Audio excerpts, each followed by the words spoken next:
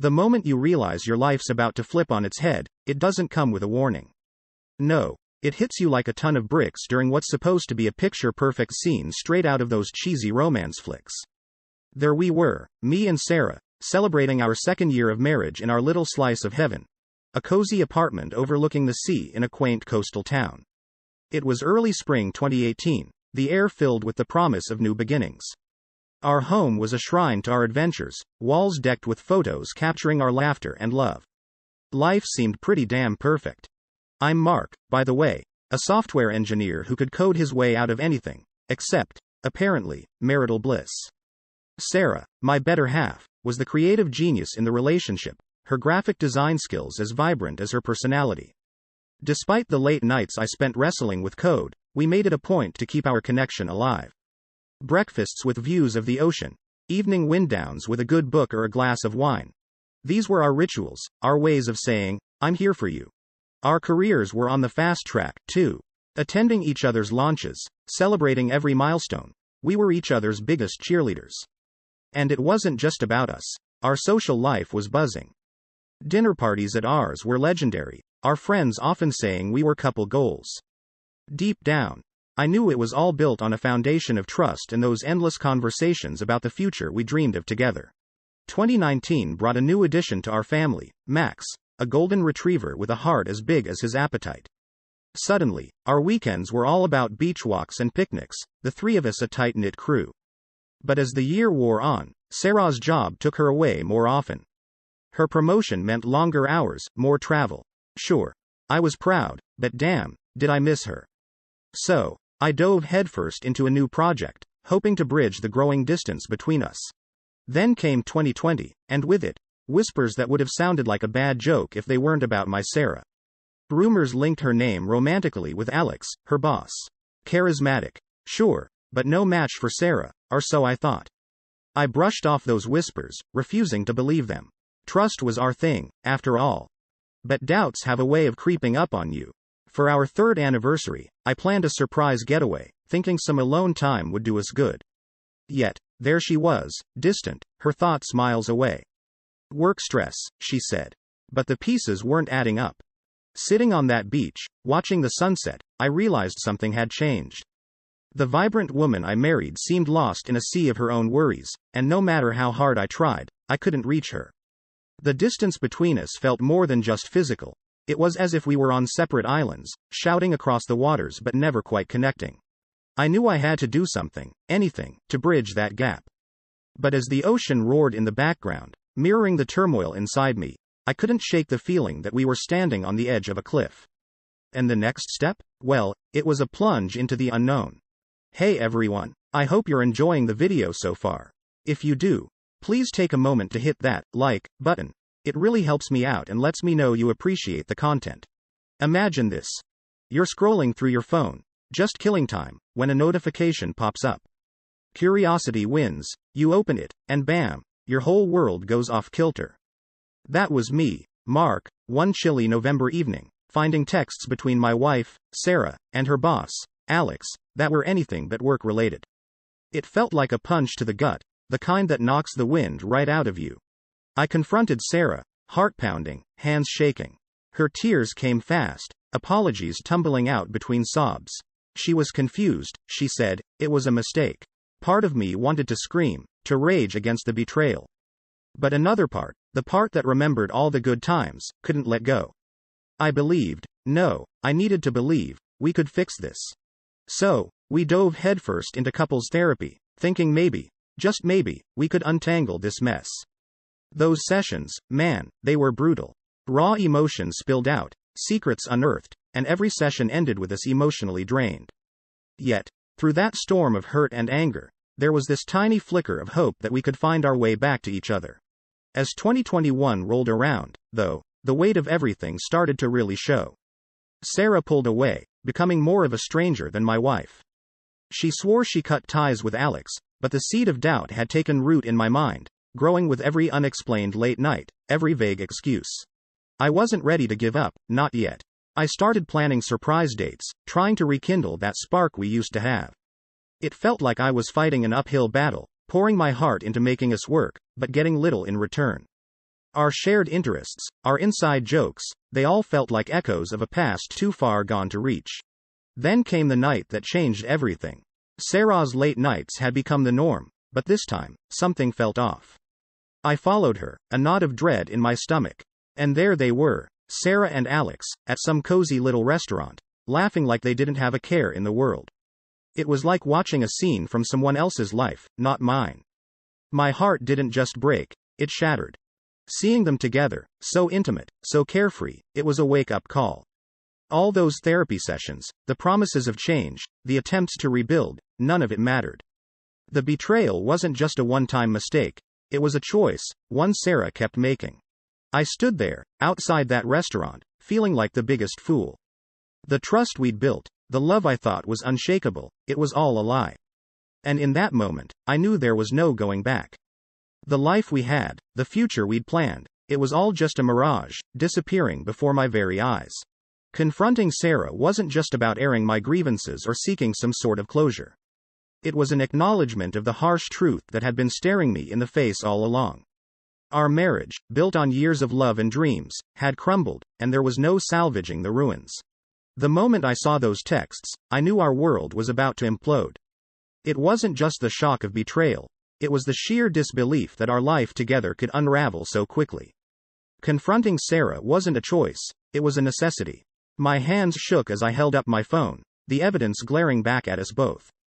How could you? The words barely made it out before the floodgates opened. Sarah's tears, her apologies, they filled the room, but it was like watching a scene from someone else's life. The hurt was too deep, the betrayal too sharp. Nothing she said could stitch the gaping wound her actions had left. Divorce. The word hung between us, heavy and final.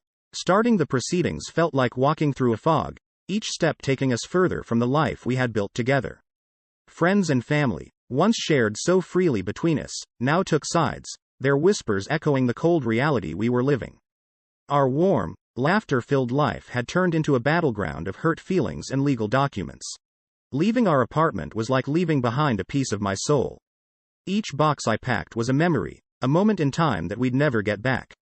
I tried to steel myself against the pain, but each item I touched, a photo, a piece of clothing, even a silly souvenir from one of our trips, felt like another nail in the coffin of our marriage. Work became my refuge, the one place where I could drown out the noise of my crumbling personal life. My colleagues, unaware of the depth of my turmoil, offered superficial comforts, but my social circle quickly shrank. Trust, once given so freely, now felt like a luxury I couldn't afford. I became a ghost of my former self, going through the motions but never really present. Then came the emails from Sarah. Long, rambling apologies filled with regret and promises of change. I couldn't bring myself to respond. Each word was a reminder of what we had lost, and silence became my shield, protecting me from the pain of her betrayal. Months passed in a blur of work and solitude. The sharp edges of my hurt dulled over time, but the ache of loss lingered, a constant companion in my now solitary life. I threw myself into new projects, sought solace in the routine of daily tasks, but the void Sarah left was palpable. The day I heard about Sarah and Alex's engagement was a punch to the gut. Not because I still held out hope for us, but because it underscored the finality of our split. The rumors, once whispers in the wind, were now screaming headlines in my personal saga. It was the closure I never wanted but knew deep down was inevitable. Some wounds, I realized, run too deep to ever fully heal. The path forward was mine to walk alone, a journey of rediscovery and healing that I was only just beginning to embark on. The ghost of what we had would always haunt me, but I was slowly learning to live with the echoes of our past, finding strength in the solitude that had once been my greatest fear. The day I bagged that promotion, you'd think I'd have been on top of the world. But there I was, standing in my too quiet apartment, the echo of my solo cheers bouncing off the walls, and it hit me. Success felt hollow without Sarah to share it with. My professional life was soaring, sure, but personally, I was a mess. Every award, every nod of approval from my peers, it was like applause in an empty theater. Cold comfort when the one person you want clapping is gone. Then came the game changer. A new project, a big one, with a catch, it meant relocating. A fresh start, or so I thought. Packing up wasn't just about moving my stuff, it was about trying to outrun ghosts. Sarah's memory haunted every corner of our city, So I jumped at the chance to leave, to maybe, finally, leave the pain behind too. Landing in a new city, I hit the ground running. Work was my anchor, and I threw myself into it with everything I had. New faces became friends, new challenges sparked excitement. I was building a life, brick by brick, on new ground. But the loneliness? It clung to me, a shadow I couldn't shake. Every new connection was laced with caution, the fear of history repeating itself making me second-guess every word, every gesture. One idle evening, curiosity, or maybe it was masochism, led me to Sarah's social media. There she was, her life with Alex sprawled out in vibrant, digital color. Smiles, trips, the kind of joy that punches you in the gut when it's no longer yours to share. Seeing her so happy, it was like someone took a sledgehammer to the fragile foundation I'd been building. That night, the darkness was relentless. I spiraled, all the progress I thought I'd made in moving on evaporated. My work suffered, my focus was shot. I realized then that changing cities was just geography. My past, our past, wasn't something I could just pack away. It was part of me, a shadow that followed no matter how far I ran. I needed closure, something to mark the end of this chapter. So, I wrote Sarah a letter. Every word was raw, a mix of pain, betrayal, and the remnants of love that lingered despite everything. It was the most honest thing I'd ever written, but as I sealed the envelope, I knew I'd never send it. The act of writing it was enough, a private farewell to the life we shared, to the future we'd planned. It didn't fix everything, but it was a start, a small step toward healing, toward accepting that some wounds would always sting, but maybe, just maybe, I could learn to live with them. The day I laced up those old running shoes buried at the back of my closet, I didn't know I was starting more than just a morning routine. It was like I was running away from my problems, sure, but with every pounding step on the pavement, it felt like I was also running towards something. A piece of the old me, maybe. The guy who laughed more, who saw the world in colors rather than just shades of gray. Then, there was Emma. She happened into my life as unexpectedly as a rain shower on a clear day. I met her at this little cafe I started frequenting post-run. She was scribbling away in a notebook, lost in her own world. One day, my usual clumsy self knocked over her coffee as I passed. Instead of the scowl I braced for, she just laughed it off. That laugh, it was like a lifeline thrown into the turbulent sea I'd been drowning in. Emma, with her easy smile and patient ears, became a friend. Someone who didn't know the baggage I carried or the scars I hid. She was like a breath of fresh air in a room I didn't realize was suffocating me. For the first time in forever, I felt hope, a dangerous thing for a heart as bruised as mine. But old fears die hard. The closer Emma and I got, the louder the ghosts of my past became. It was like they were determined to remind me of every mistake, every moment of pain. My insecurities crept in, turning moments of potential happiness into minefields. I started to pull away, afraid of what might happen if I let someone in again. Realizing I was on the brink of sabotaging something good, something possibly great, I made the call to seek professional help.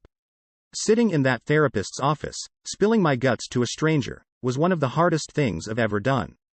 But with each session, I started to understand the depth of my wounds, the root of my fears. It was a rough road, filled with more tears and soul searching than I care to admit. Armed with this newfound insight, I took a leap of faith. I opened up to Emma, laid all my cards on the table, my past, my pain, my fears, and my dreams. It was a gamble, showing her the not-so-pretty parts of me. But Emma, she didn't run. She listened, really listened, and in her eyes, I didn't see pity or horror.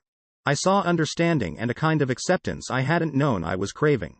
Our bond, already strong from shared laughs and coffee dates, deepened into something more profound.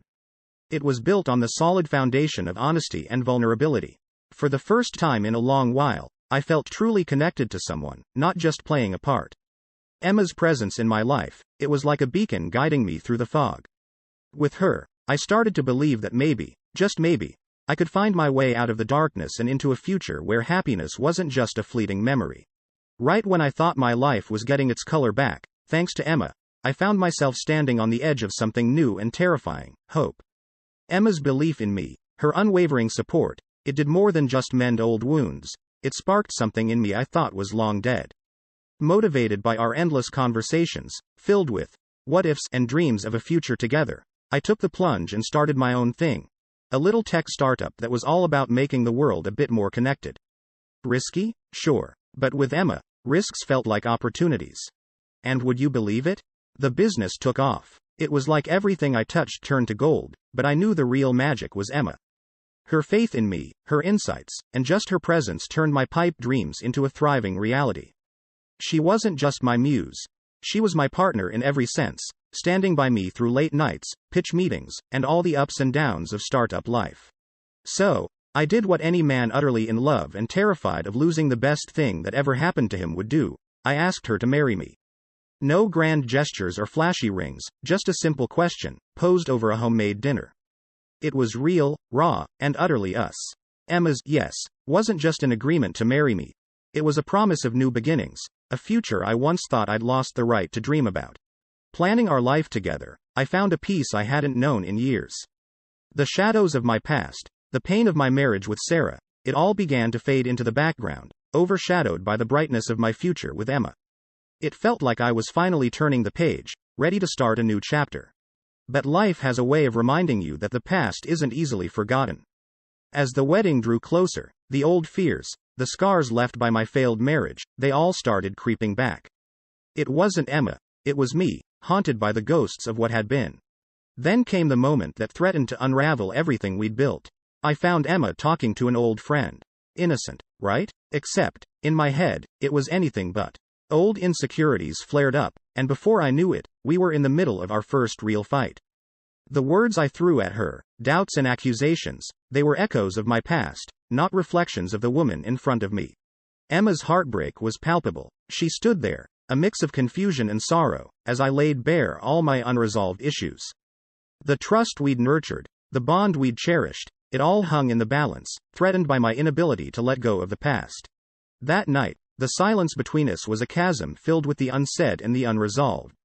Emma, with tears in her eyes, questioned our future. Is this what our life will be? You doubting us at every turn? Her words hit me harder than any argument we'd ever had. It wasn't just about an old friend or a casual chat. It was about whether I could truly leave my past behind and trust in the love we had. Sitting there, facing the possibility of losing Emma, I realized the depth of my fear. It wasn't losing her to someone else that scared me. It was the thought of being the reason our future together crumbled.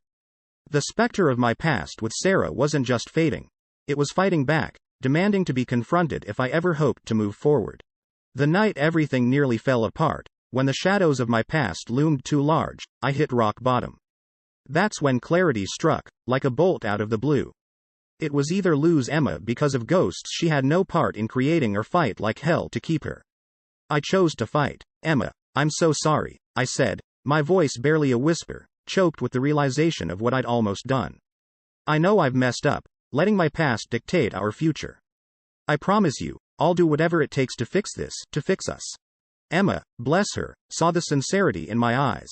She was hurt, understandably, and wary, but she wasn't ready to give up on us either. Let's take a step back, she suggested, her voice steady but soft. We need to rebuild from the ground up, Mark. No wedding, not yet. We work on us first. It was a lifeline, and I grabbed it with both hands. My commitment to therapy went from half-hearted to all in. If there was a way to exorcise the demons of my past, to ensure they didn't poison my present and future with Emma, I was going to find it. Session after session, I dug deep, unearthing insecurities and fears I didn't even know I had. It was grueling, emotionally exhausting work, but with each revelation, I felt a little lighter, a bit more hopeful. As I worked on myself, the dynamic between Emma and me started to shift. Trust, once fractured, began to mend. Our relationship, tested by storms, grew stronger, roots deepening. We found joy in the simple things again, laughing more, arguing less. It was as if we were discovering each other all over again, but this time, with a foundation built on mutual understanding and resilience. When we finally rescheduled the wedding, it was with a sense of calm certainty. Gone were the grand plans of before, replaced by the desire for a ceremony that was truly us, intimate, genuine, surrounded by those who had stood by us through thick and thin. That sunny spring day, as we exchanged vows, the weight of our journey was palpable, but so was the love that had carried us through. It was a celebration not just of a union, but of overcoming, of healing. Dancing under the stars that evening, I held Emma close, overwhelmed by gratitude. Thank you, I murmured into her hair, for seeing the man I could be, even when I couldn't. She looked up at me, eyes shining, and in that moment, I knew we were embarking on a future where honesty, trust, and openness were not just ideals, but the very foundation of our life together. Yet, even in the midst of that joy, I understood that the journey wasn't over. The scars from my past would always be a part of me, a reminder of the road traveled and the lessons learned. But as I looked into Emma's eyes, I knew I was ready to embrace that journey, with her by my side. Healing wasn't a destination. It was a path we'd walk together, step by step, day by day. And that was okay because, with Emma, I had found my